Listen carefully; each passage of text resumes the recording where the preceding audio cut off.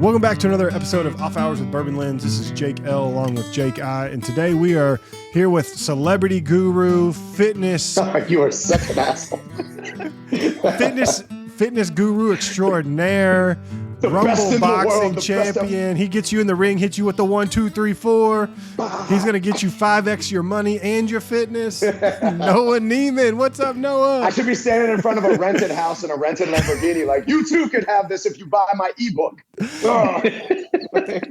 And no, guys, you all just got tell your viewers, tell your listeners that this is all in jest because we were making fun of that whole the new, pseudo fucking guru, lifestyle entrepreneur, fitspo, thing. Crave that's taken over. Noah just gave us all this good backstory before we hit record, so his intro had to be like just like hitting it with, and now we're gonna hit him with the confetti cannon behind him. It's like Noah's like the guy in the commercial, like cars blowing up behind him, and he's just telling you how he could save the world, and it's Fast and Furious like 56.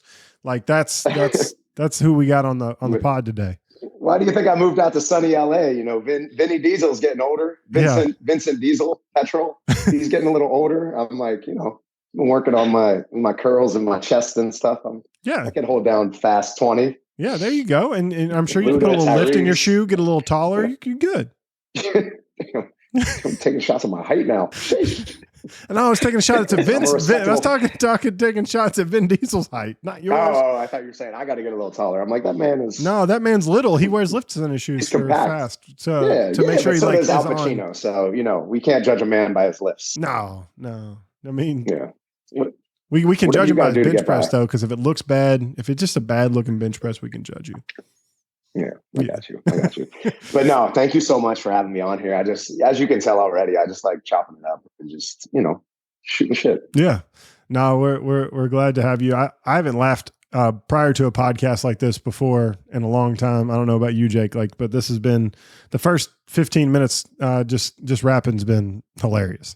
The bar has been set very high. Oh God, damn. Yeah. No, I think I've always had to hone my humor skills. So thank you for noticing. Oh, yeah. I think that's the most like premium compliment you can give somebody. Like if somebody messages me and like, bro, your abs are looking good. I'm like, awesome. Yeah, I did some crunches and stuff. But if someone comments on the wit, the humor, the soul of our species, then I mean that hits me in my heart. So thank you. It does, man. You just said abs, and I like to set the bar low, low expectations. What life would be like if I had abs? I don't know what that's like. That's a life I don't know how to live.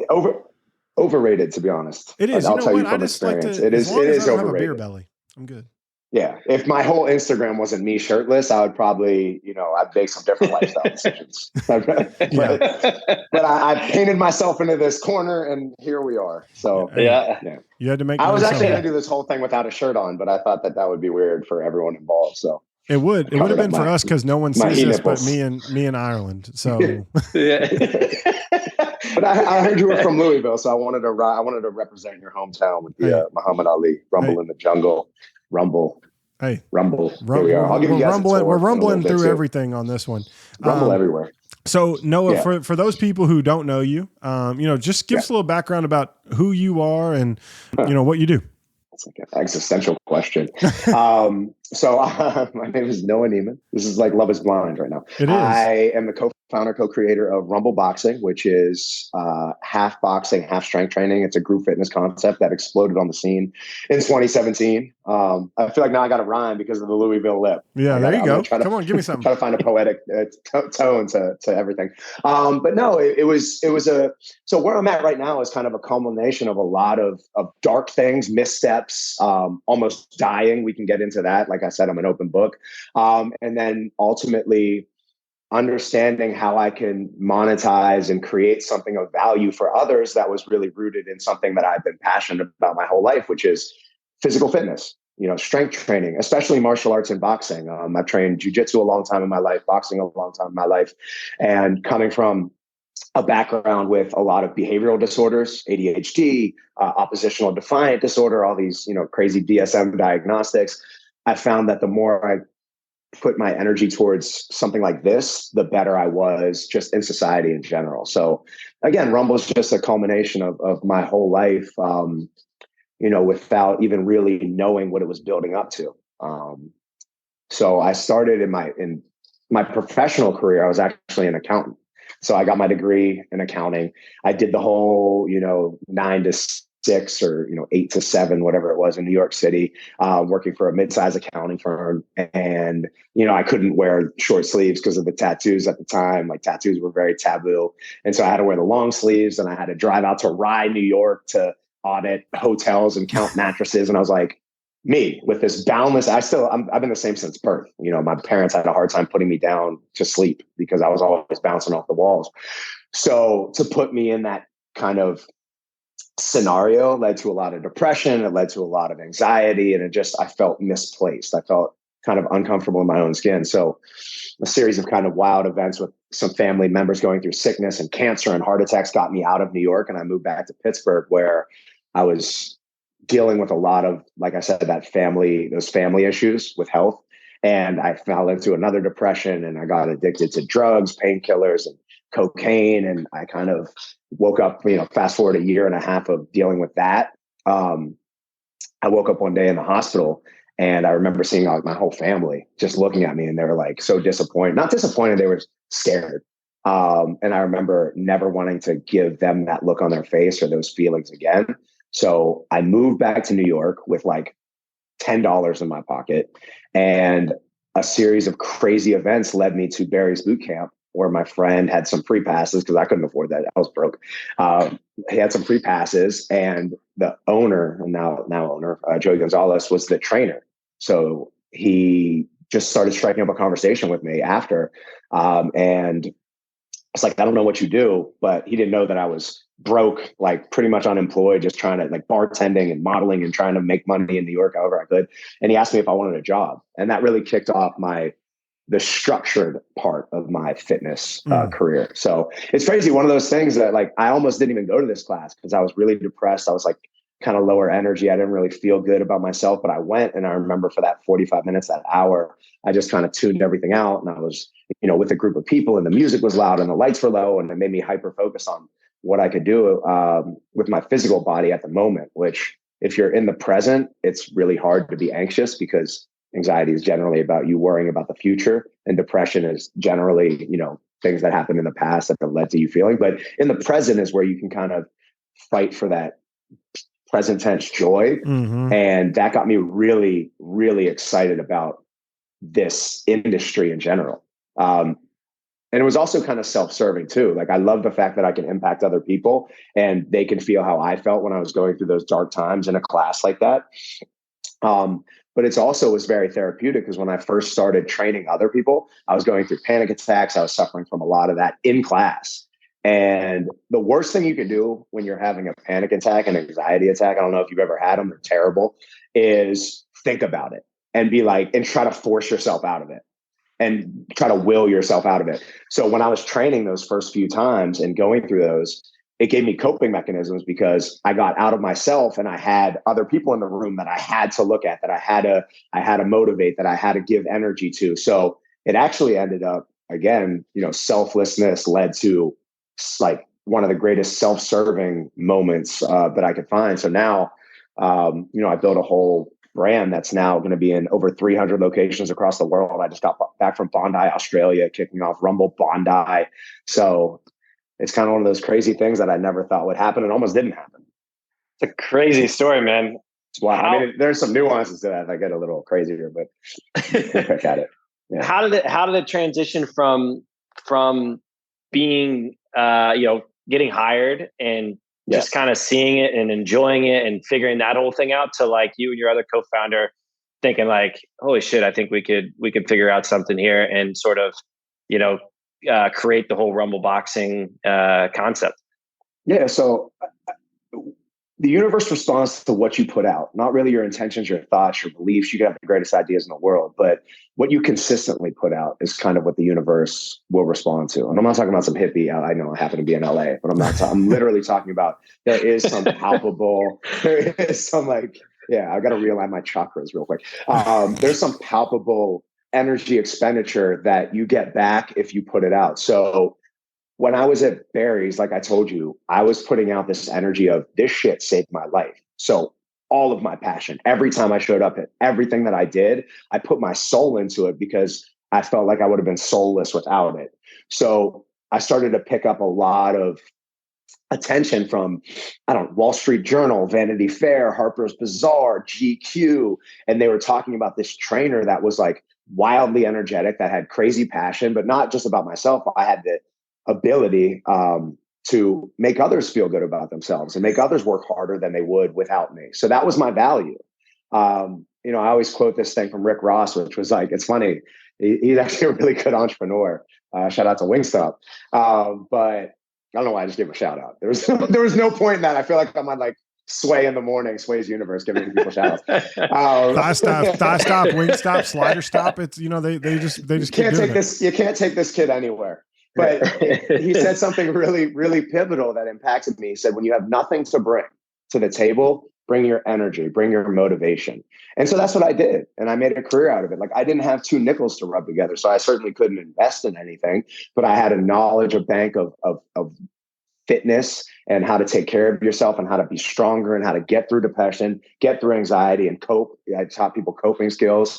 And I was just giving people 45 minutes to an hour of getting out of themselves and just being in the moment and working hard and focusing on literally surviving, whether it was sprinting up hills or doing combat burpees or, squatting or lunging. Like, I made everyone kind of do what I did, which was live in the moment and forget about everything else. And I think that the universe picked up on that. So, I started doing a video series for GQ, which picked up some attention. And then I got a show on Bravo, which had a season that, led to just my reputation, because I was consistently putting out the same energy.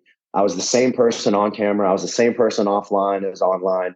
And New York City especially was very elastic to that. So my business partner in this, Eugene Rem, who went to Hofstra, we call that the Harvard of Hustle.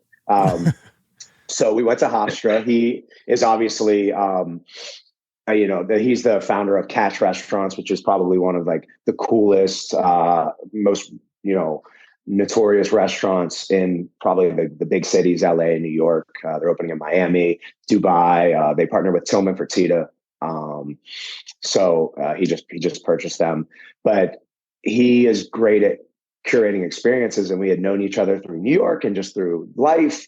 And I have a funny story about that, actually, the universe kind of coming full circle. But he saw these videos that were being put out on me. He saw my reputation. He saw the Times article and he saw this stuff. And he was like, yo, I don't know if you'd want to do this, but would you want to start something? I think we should do it in boxing. There's an absence and a really curated experience in boxing that provides an efficient workout with a great hospitality, which is what he's incredible at.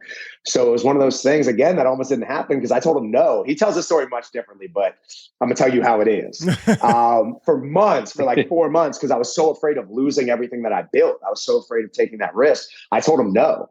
And Eugene Rem is a person that you do not tell no to. I mean, he's Brighton Beach bad boy. Like he his parents came from, I think, Russia, like immigrant family, and they built themselves up from nothing. And he doesn't take no for an answer. So he kept hounding me for 4 or so months. And finally, I submitted. I called up my mom and I was like, listen, if I lose everything and I do this thing, will you still love me? And she's like, yeah, I love you no matter what. I was like, oh, thank you. Great Jewish mom. So I was like, all right, I called Eugene. I was like, all right, let's do this. So we met at Soho House in New York City, a meatpacking district. I already knew what I wanted Roma to look like.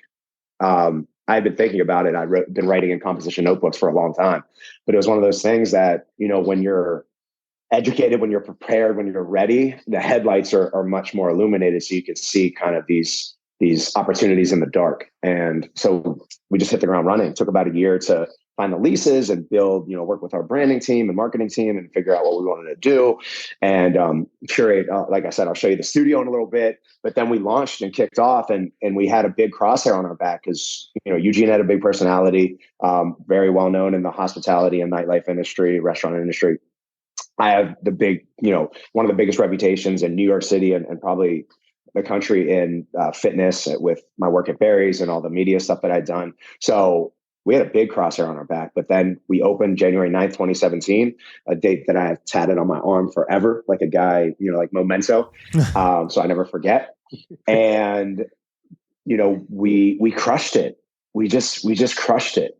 600 plus people showed up the first day, and we sustained that for, pretty much up until the pandemic, of just curating a really great experience that made you feel like it was more than a workout, that provided community, that provided great music, that provided great cathartic release in the boxing, that was efficient because it was boxing and strength training. And just, again, we focused on what we could give, and the communities responded to it. Yeah. So one of the things you said early on during that was joy. And I think a lot of people get joy and happiness mixed up. Right. And so like joy, happiness can come and go. Like I can be happy, I can be sad, I can be angry, but like finding joy, like you went through a lot. Like what's that mean for you to be able to find joy in the midst of chaos? Because you did go through a lot of chaos in your life, and the last 10 years or so, like has seemed like a crazy world, like a crazy tornado.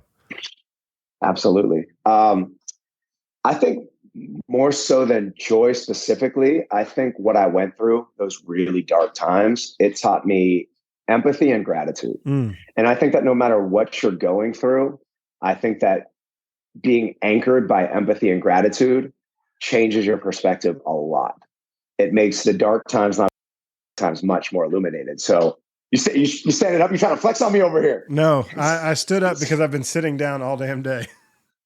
Oh, I hope I motivated you to do 5 squats right now. 5 squats right now. Just who would I be I'll if hit I them, didn't push hands you behind to the back, touch the chair. No, don't do that. Don't do that. I got you. We're not going to make your listeners listen to you squatting. Impeccable form. Impeccable form. I once maxed out 735 senior year of college. He built different. He's built different. I shit myself when I did that. That's actually a lot. Yeah, that's a lot. Yeah, you let something out. That's the whole butthole fell out. It was rough. It was something I don't wish upon another individual. It's all right. They got surgeries for that now. You can do anything. Yeah. So I think that, again, every feeling's fleeting. Happy. What's that? Indiana Jones. Harrison Ford. He was like. Was it Harrison Ford? I think it was Harrison Ford. This too shall pass. Like everything passes, good feelings, bad feelings. But again, if you can be empathetic to yourself and others, and if you can have gratitude for whatever it is, you're going to get through everything much easier. And it's going to make, like I said, the things that are good much more potent and much feel much greater. How many times have you, this happens to me a lot, actually. Like I'll get injured or something. I'll, twist an ankle. I'll have something wrong and I'll be like, damn, like I wish I could run. And then I'll bump into the guy in Washington Square Park that doesn't have legs. And you're like, I know that's a drastic, like example, but it's true. Like we talked about human nature, and we have a tendency, the cruel irony of life is we invent a lot of problems, or we exacerbate our problems, and we don't exacerbate the goodness in our lives. So we have a tendency to really hone in on the negatives. And I think it's a cycle that you have to, it's like a muscle. You have to work it all the time to flex it and to get it stronger.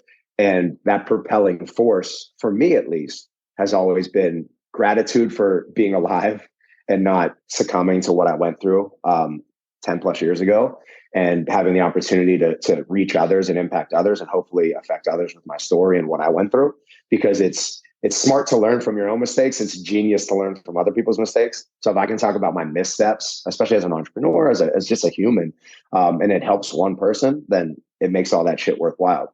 But yeah, I think that when you go through something like that, if you can come out of it with those two anchors, gratitude and empathy, then all that hardship was not for nothing. Yeah. Mm-hmm. Definitely. How's life been? You mentioned moving from New York to LA. What was life like there when you're not at the gym, you're not working? What was keeping you busy there? What were your hobbies, everything? And then how have you kind of in LA? No, and from New York, have things changed where, look, you had a routine as far as what New York was versus now being in LA, like knowing people, just getting used to life. No, I'm the same old G, like Dr. Dre, to quote some West Coast rap. Y'all know me, still the same way. So I did move out here. I actually spend about half my time in New York still because I still have business there. I've been filming for Lululemon every month with this mirror thing that they just purchased. I have, media out there. I have a bunch of Rumbles out there. I'm a partner in a restaurant called Honey Brains, which we're trying to explode into the next, Sweet Greens. So we can talk about that. But no, I do travel, and I think LA's received me really well because one, we opened up a studio here. So I'm sitting in our studio. That's on Sunset, beautiful Sunset in La Cienega, and an iconic like Sunset Boulevard. So I actually think LA responded to me well because I brought that East Coast attitude, that effort, that level of energy to the streets out here. And I have my built-in friend group here. I have business. So, we talked about it off camera before. I've really worked my lifestyle and life into what I do as a career so that I could, it was really out of necessity because I wanted to create balance, but balance is kind of a myth sometimes. Like sometimes you really have to go to one end of the spectrum to really make forward progress and create that friction to create movement. So I was working so much and doing, teaching classes and filming for shows and doing the press and contributing to Men's Health articles and all that stuff. And if I didn't find a way to build my friend group up in here, I think I would have just burned out. So kind of what I do in my lifestyle is, hey, let's meet at Rumble. Let's go to Catch. Let's, go run on Runyon. And so I've made kind of a lifestyle out of how I make money, at least my lifestyle. Sure. So no, LA's been great. It was fun. It was like Lewis and Clark, the expedition. I packed up a big truck with 3 dogs and a few things. And I drove from New York to Pittsburgh to Chicago to Omaha, Nebraska, to visit my big bro, not by blood, but by every other stretch of the word. And also one of my business partners in Omaha. Stayed there for a week, drove from Omaha to Aspen, Colorado. I stopped in Vegas and was going to do the whole thing in Vegas. And then I was just like, you know what? I'm so close. Let's just do another 4 hours. So I went from Omaha all the way to LA, or from Colorado all the way to LA in like one day. And I had the dogs in the back. I was literally like sleeping on the side of the road and then sleeping back in the back of the truck because I wanted to do like the rough and rugged experience. I didn't want the DoubleTree cookies. They are delicious though. So yeah, that was an adventure. I don't know if I'd do it again, but it was certainly something with 3 dogs, me, just packing up from the East Coast and driving out West. But it's been fun. I mean, I like the fact that I'm 10 minutes from Runyon Canyon or Griffith Park or Will Rogers and can take the dogs hiking. And that's fun for me. We talked about me not drinking for a while, that sounds so LA. And I'm not like that at all. I'm not like the hippie spiritual. Like I'm old now, so I can't drink like I used to, or it fucks me up. I would be on this podcast right now, just like looking like Eeyore or something. That's how liquor affects me. It affects me now. It's like nobody likes Eeyore, but no, it's a fun lifestyle. I ride my motorcycles. I rip the bike out to the PCH and I'm riding out to Little Beach House, Malibu, and New York is beautiful and I love it. And I always go back. I always got to re-up the tough, I call it, go back and feel that energy of the city, put my feet on the concrete. And, but LA it's been fun to be outside a lot. New York, again, you can feel kind of claustrophobic from the buildings, even if you're in beautiful Central Park. So it's been a nice change. I don't know if I'll stay here forever, because I am so East Coast, my personality, but I have projects out here that I'm working on, some new ventures that I'm working on that are West Coast based. So it makes sense for at least right now. And it's a new experience. Yeah. Sure. All you touch and all you see is all your life will ever be. That's Pink Floyd. Yeah. So I try to do as much as I can. I try to say yes as much as I can. I try to try the new things as much as I can because why the fuck not? Yeah. One of the things you said, I think is super interesting because it goes back to training, but it's also in your lifestyle. You said finding balance is difficult, but sometimes you got to run it to the far right or to the far left or slow it all the way down or speed it all the way up. Like for you, like now going through what you've gone through, is it easy for you to come back to center, right? Like, cause whatever center is for you now. Like when you have to put the metal to the, like you have to push that pedal down and go as fast as you can to accelerate the growth of whatever company or whatever your new venture is, and then center back, or to slow down. Like, hey, you've just been grinding it way too hard. It's kind of halt and you got to retreat for a little bit. Have you found a good rhythm at coming back to center and things like that now? I think it's like practice, anything is requires practice. So I think I have a better time at it now, but listen, everything is tough. Like life is tough. It's tough to be poor. It's tough to be rich. It's tough to be, overweight. It's tough to be in shape. I kind of say like, choose your tough. So I've been everywhere. I've been overweight. I've been depressed. I've been happy. I've been poor. I've been rich. I've been like everything in between. So again, I'm just speaking from personal experience. It's life is tough. And I think we have this kind of misconception that you can fight for easiness. And I don't know if that's true. I think you fight for the strength to deal with the ebbs and flows of life. And kind of that's where I'm at right now. It's a muscle. You got to work it all the time. So no, there are definitely times when I push too far, I redline too much, and I blow a gasket. And then I got to really, I sit there and I'm like, damn, like I'm human. I sit and I screwed up. I'm like, shit, I should have, taken that day to myself and just, went for a hike or chilled out. But sometimes, again, to create something, to create anything, it takes an abundance of effort, energy, focus, and consistency that the word balance just doesn't fit in that sphere. Yeah. So it's hard. Like, again, like you should, fight for, I don't know if balance is the right word though. Cause like I live in the extremes. I'm either extremely focused, I'm grinding and driving. And then I go to the other extreme where I'm just like sitting on the couch watching, Breaking Bad for the second time. It's so damn good. So I don't know that middle ground too well. So I might not be the best person to talk about balance. Cause I am like, I think it's a product of the ADHD. I do live in the extremes, but I always say, don't pray for the strength, or don't pray for good things to happen, or pray that your life is easy. Pray for the strength to do the damn thing yourself.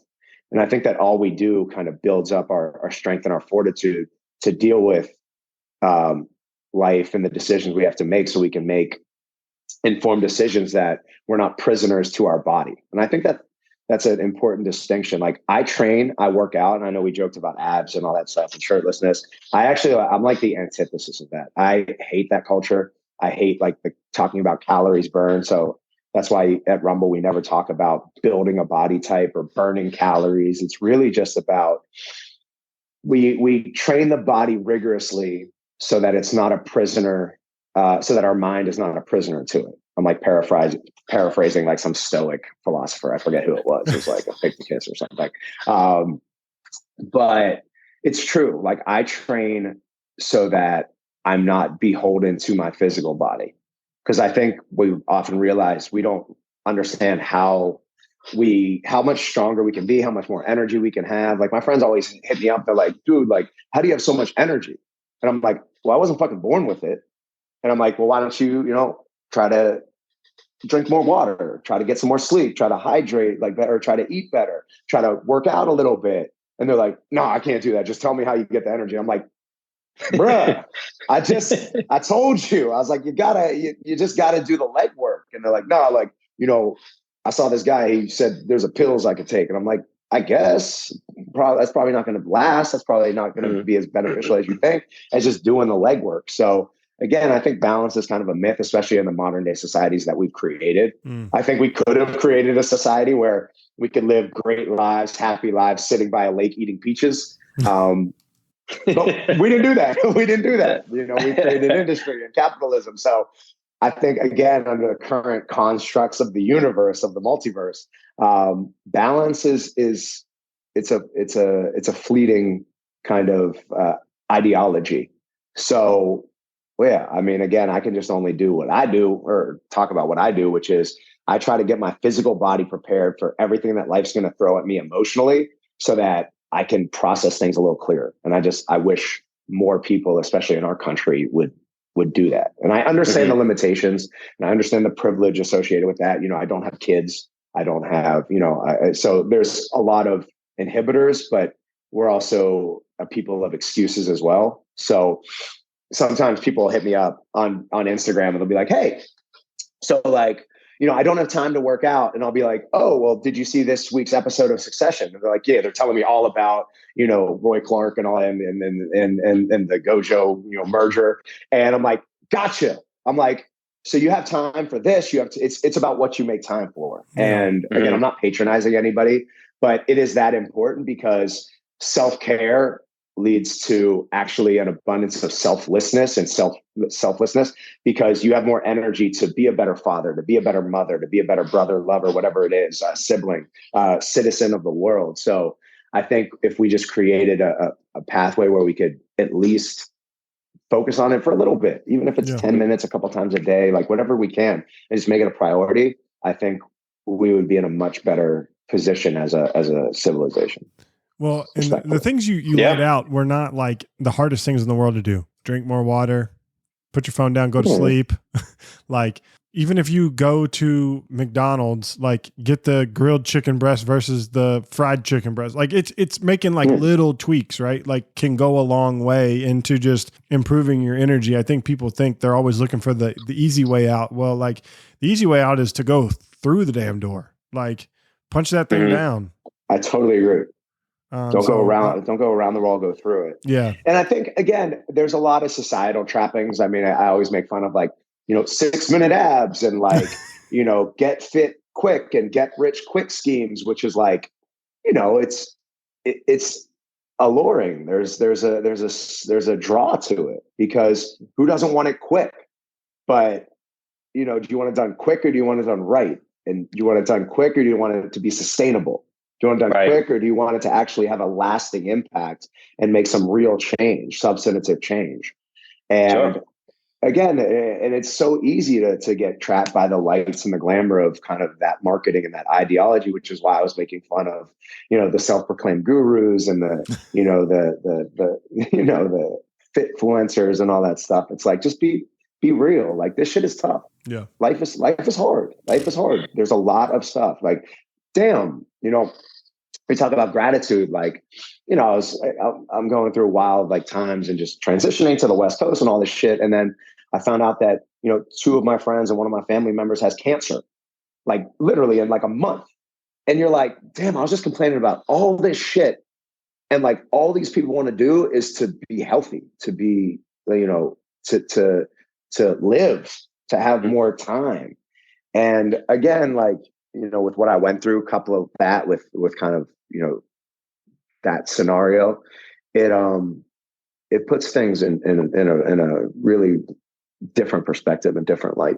Yeah, no, for sure. Yeah. I think that's something that, Jake and I talk a lot about, and even for off hours as a whole is, the theme of off hours, your downtime, what you do, what you choose, the decisions you choose, during that time where, you can work out, you can go out to dinner, you can, whatever it be. But I think, time is the only thing you're never going to get back. And I think that, to your point about, hey, life gets rough in certain things, and then you look over and you see another person and you see the struggles, or you see things that you're like, holy shit, like it really does put things into perspective. And I think that's where a lot of the stuff that we try to talk about on here too is that moment in time. What is that moment in between where work is chaotic, life is chaotic, all the other shit that's happening, but you get those few minutes or maybe an hour or two, whatever long it is throughout the day, to do what you enjoy, and hopefully, spend it with another person or with your friends or your family or your pets or you name it, where that's the enjoyment. You get to create, hopefully some lasting memories, and really kind of not take life for granted, because you have no idea what could potentially happen and how life can, throw you a curveball and change immediately. Exactly. And to touch back on what you said about joy, you got to fight for joy. Especially nowadays, if you open up Twitter, that you see 10,000 terrible stories. And if you open up the, the news, I don't care what, so this is not like a political thing, but any news, it's the negatives. And so you literally got to have the strength to pick up the machete and weed through all that stuff and fight for your joy. That's what I was saying. Everything's tough. It's tough to be depressed. It's tough to be unhappy. And it's tough to fight for that joy. So it's tough regardless. Why don't you just get tougher as much as you can, educate yourself, educate your mind and body so that you can, again, pick up the machete and weed through it. That's why, like, I'll give a shout out to one of my favorite pages in the world, which is George Rash, Tank Sinatra, Tank's Good News, where it's only a post about the positive things in life. And it's weird that as a society, we don't sensationalize that, or at least most outlets don't. We sensationalize the bad. We sensationalize the discourse. We sensationalize the groups fighting against each other, this side, that side. And it creates a bigger chasm than need be. There's always going to be, some societal disconnect, obviously. It's not like kumbaya all the time. But listen, what you water is going to grow. So I personally, in my entrepreneurial endeavors and who I am off hours, just walking down the damn street, is I want to be that light. Like, I want to just walk down the street. Even if you don't even talk to me, you see me walking with my dogs or with friends, and I'm bouncing because, man, I almost fucking died. I went broke 10,000 times, and now I can afford food and I can afford, to some trips and stuff like that. Like, so how dare I disrespect my friends that are going through it, with the cancers? How dare I disrespect friends that I've lost? How dare I disrespect that guy in Washington Square Park with no legs if I'm not bouncing? That doesn't mean I'm always happy. I have shitty days too. Everyone has shitty days. But why would I highlight that? Why would I try to exacerbate it? So I try as much as I can to fight to get out of it instead of just sitting there like I used to. And again, I'm not criticizing anybody, because the cruelty of depression and unhappiness is that everything you need to do to get out of that depressive funk goes against what your body is telling you to do. When you're depressed, you got to get outside. You got to be with people. You got to be your fresh air. You got to be, active. You got to see the people that you love. And depression is like, no, you sit your dumb ass down. You don't want to go anywhere. You're going to sit there and like fucking cry into a mirror, and you're not going to think about all the positives you have in your life. Like, that's the cruelty of depression. So again, through experience, and what I talked about when I was teaching that first berries class, going through depression and panic attacks when my arm would get numb and I'd be itching it, but I still had to make sure that person was pushing up that treadmill, or I was playing the right songs that would motivate people, that I was saying the funny line that would get people to kind of forget about the fact that they're squat pressing, big weights that they would never do by themselves. So, to touch back to the Louisville lip, service to others is our rent for our room here on earth. I got to make sure to say that at least once every podcast that I do, every publication that I'm in, because that could be the most important line, coupled with Rick Ross, that I've ever heard. Rick Ross, the boss. Coupled with that, it's the most impactful line I've ever heard. Service to others is our rent for our room here on earth. I mean, damn. Why Muhammad Ali was so good, it wasn't just because he was one of the greatest boxers of all time, technically. And he was, obviously. But he had an ability, to make people feel excited, to entertain, to give that light. His story is crazy. He almost lost everything standing up for what he believed in, and fought back to, in a very tumultuous time with race, wars going on and segregation. And like, this man fought for it. So how dare us, disrespect people like that and not fight for what we want, not fight to make our communities better. So that's what I try to do. Again, whether it's with Rumble, I know if there's a Rumble and you're going to it, you're going to walk out feeling stronger and feeling better. If there's a Honey Brains, it's a restaurant developed by two Dr. brothers that the whole thing is menu is designed. It's very delicious, but it's designed to promote healthy cognitive function.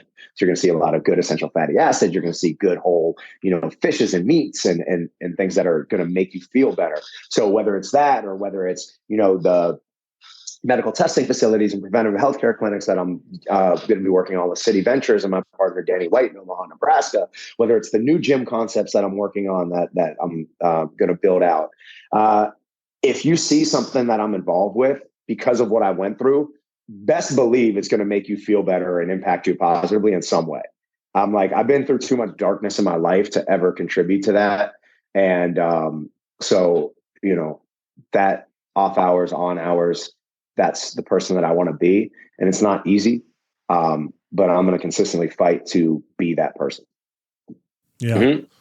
I mean, that makes a ton of sense, because it's so easy to get caught up in this world and allow people to tell you who you are.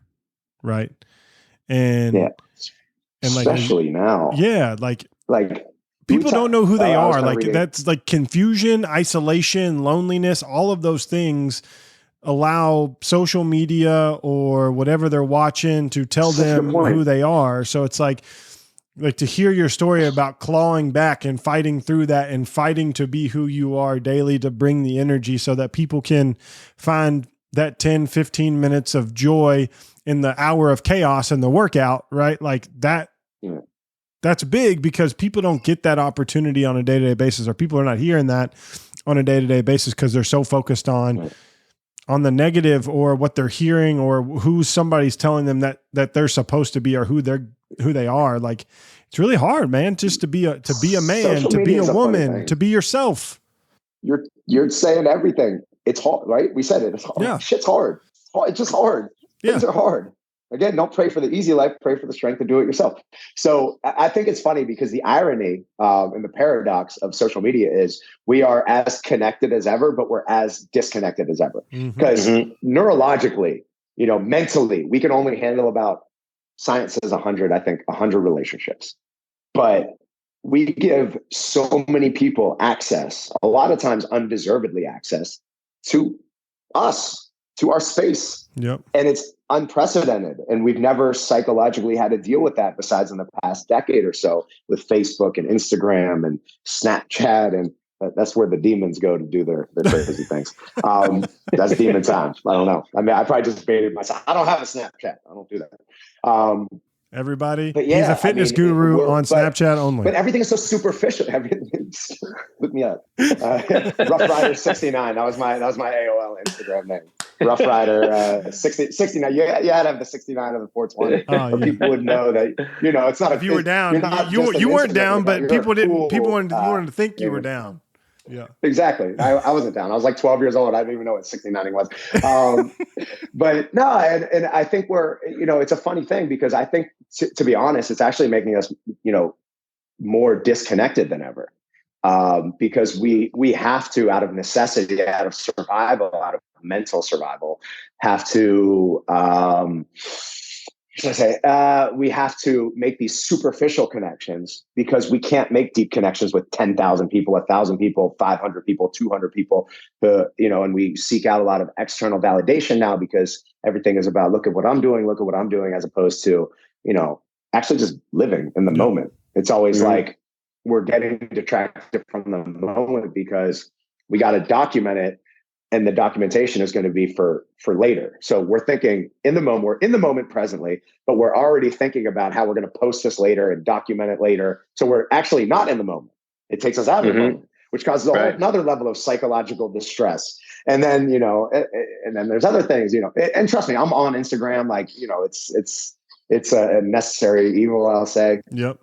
And I do like the fact that it opens you up to a lot of people that you would never have gotten opened up to before, and you can see a lot of different things.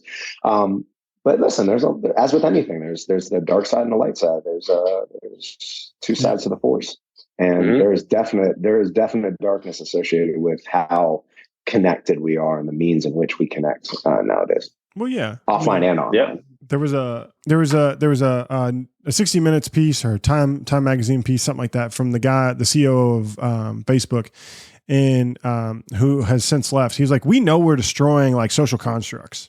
Like, even though you're connecting into people, like they understand that they are breaking down a social construct because we are meant to be people that interact with people face to face or video to video, like in these interactions, group interactions, like. The moment I was going to say, as we're on Zoom. Yeah, as we're on Zoom. But that's the beauty of Zoom is like we get connectivity through like, there's 3 of us in 3 different locations, like, and we're having a shared conversation, but like when you're doing it all through text and you're posting pictures and like you're allowing people to interact with you, like you're saying, there's no social construct there. Like now it's all asynchronous. So nothing is happening in real time. I can't enjoy the moment like you were talking about because you're focused on that. They understand that, but they think people want the whole world at their fingertips, and having the world at your fingertips, that's probably a lot of the reasons why we're more stressed out than we've ever been, because we know a lot more shit than we ever did. Think back when you were 10. Yeah. All you knew what was on the block. You knew that when that street light came on, you ran back to mom's house. I had to go supper. Yes. Supper. Mm-hmm. And like, right. I'm still conditioned for that. That was if it. The street lights come on. I call my mom. I'm like, I'm going to be late for dinner. I'm in LA. I'm not in Pittsburgh. Yeah. Like it's going to take me some time. But like, you know what I'm saying? Like, we no, I get it. So listen, you said something I think really profound. Like the world is at our fingertips, but the world should be at all of our senses, especially our eyes and our ears. And like the world is here, and we're living like in these manos, in these hands. Yeah. These are not spirit fingers.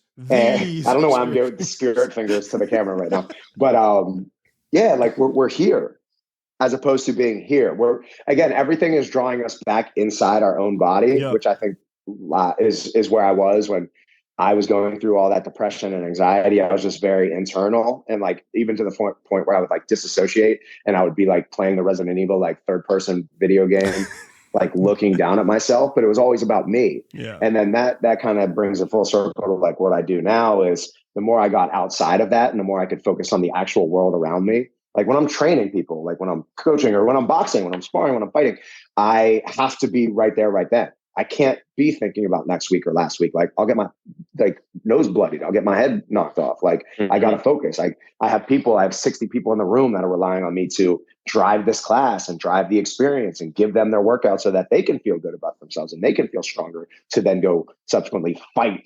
That's just a common word. And there's so many parallels between, what we do here and boxing in general and life. Obviously you've seen Rocky before. Yeah. Yeah, and all that Stallone tell it much better than me. But that's the thing is like, it's everything society is drawing us into ourselves, which is a very dangerous ground to be in. Mm-hmm. It's like pet cemetery. It's like, you got to be careful with, what you're focusing on internally, because that gives rise to, a lot of demons. Yeah. I don't know why I said that in a Southern accent. The demons, the demons are coming through. I don't know why. I was watching like Holy Rollers, like Danny McBride. You got to watch out for the demons. Oh, dude, that show's funny. That show. Great fun. Danny McBride. Eastbound and Down. It's all great. Mm-hmm. It's all. Yeah, him and Jeff Goodman. Oh man, life is about balance. I love I'll read like Nicomachean Ethics. I'll read like Socrates and Aristotle, and then I'll balance it out with Danny fucking McBride. I think that you gotta live a well-rounded life, which is, I think that's important. No, for sure. Yeah, I guess balance is the wrong word. Well-rounded, is probably a better. Got to find some roundedness. So we've hit on a lot, and we've gone through a journey with you, but we always, to kind of wrap up the pod, we always ask one question, and so I feel like you're going to give us a profound piece of advice, as I'm hoping for, and it's probably stop come with building me up like that. I'm a dumb jock. You just stop. It's just stop it. Again, me and Jake are also recovering athletes. We get that dumb jock. I know. That's what I'm saying. All the tattoos and the muscles, I can't say profound things. It's not. You could quote something that you just don't tell us where you're quoting it from. And then it's profound, and we just quote Noah Neiman from it. Chat GPT it. That's all you got to do. So we always ask this one question at the end of the show every time. What's your one piece of advice for people to find that well-roundedness? I'll use your words. We normally say moments in between, but well-roundedness, because that's been the theme of the talk today. Well, I think I was like Miss Cleo, although I think she's in prison right now for fraud. But that's besides the point. I said it, and it's the ethos that I have. I'll give you a few actually, because I'm prepared for this question because I think about it a lot. Good. How do I find it? Because I have to remind myself a lot. Again, it's a constant daily practice or exercise. So service to others is our rent for our room here on earth, for sure. Like focus on the value that you can deliver as to the value you can receive, because ironically and paradoxically, again, you actually get more. The more you give, the more you get, especially when it comes to being an entrepreneur and being a citizen. Service to others is our rent for our room here on earth. If you can focus on that, you'd be so surprised at the abundance the world brings back to you. And chase relationships, not checks. I think oftentimes, because you need money, obviously, it makes the world go round. We forego building authentic relationships that'll actually provide wealth and value in the long run, and chase kind of these minuscule or lower denomination checks that are kind of immediate and instant gratification.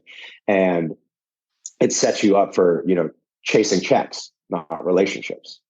Which is a backwards ideology. And then, Steve Jobs, may he rest in peace, as we're all on the iPhones and Macs right now and the Apples. He said, focus on the product and not the profit. And there's, Phil Knight has said things like that. And every entrepreneur and successful person kind of has their own ideation of it. But at the end of the day, it's the same fucking thing, just wrapped in different packaging. It's focus on what you can give as opposed to what you can get. Yeah. And then I think that you'll find that well-rounded nature comes not easier, but it comes in abundance. Yeah. Mm-hmm. Yeah. Yeah. Love that. No, that's awesome. I hope that was deep enough. Hey, you can call 1-800-NOAH Neiman. He will give you great advice.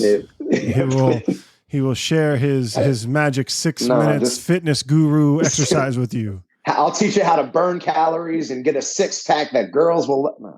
No, you can hit me up on Instagram and just say what's up. Yeah. Again, like I try to, as much as I can, just talk to people, and it's good practice too. Like, it's good to talk to different people and learn different, perspectives and experiences, and, be on Wall Street, but also be up in Harlem, you got to be everywhere. You got to just, life, there's so many interesting people and so many different demographics and places that just absorb it. So with that being said, holler at me, say hi, and I'll do my best to say hi back. Jake, your son hit dingers? Of course. Oh, it's all. I'm Evan Gray, Ireland, and I hit dingers. There we go. What'd you say? That's it. What are you talking about? What are you talking about? Baby Ruth over there. Yeah, right. For sure. So Noah, where can people hit you up at? You said hit you up on Instagram, but what's your handles?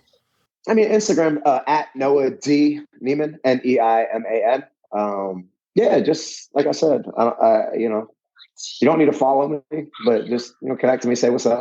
I think that's a weird word, follower. But you can connect. I wish it was just like connect to this person. Yeah. So connect if you want.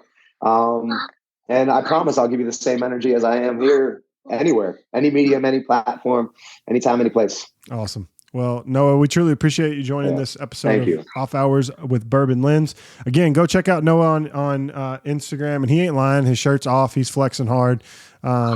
You will be jealous. You may want to go hit your workout as you get ready for your summer bod. But you need to be working for your fall bod. Work for that football bod. Drinking beer, you'll be good because that's the season we're in. You missed summer, just go on to fall. Thanks everybody for listening to this episode of Bourbon Lens, or Off Hours with Bourbon Lens. If you want to find out more about Off Hours, go over to @DrinkOffHours to learn more about the brand. If you want to find out more about Bourbon Lens, go over to @Bourbon Lens on all social channels. And last but not least, do us a favor. Go to your favorite podcast listening app, hit subscribe, give us a 5-star review. We'd greatly appreciate it. And until next time, cheers.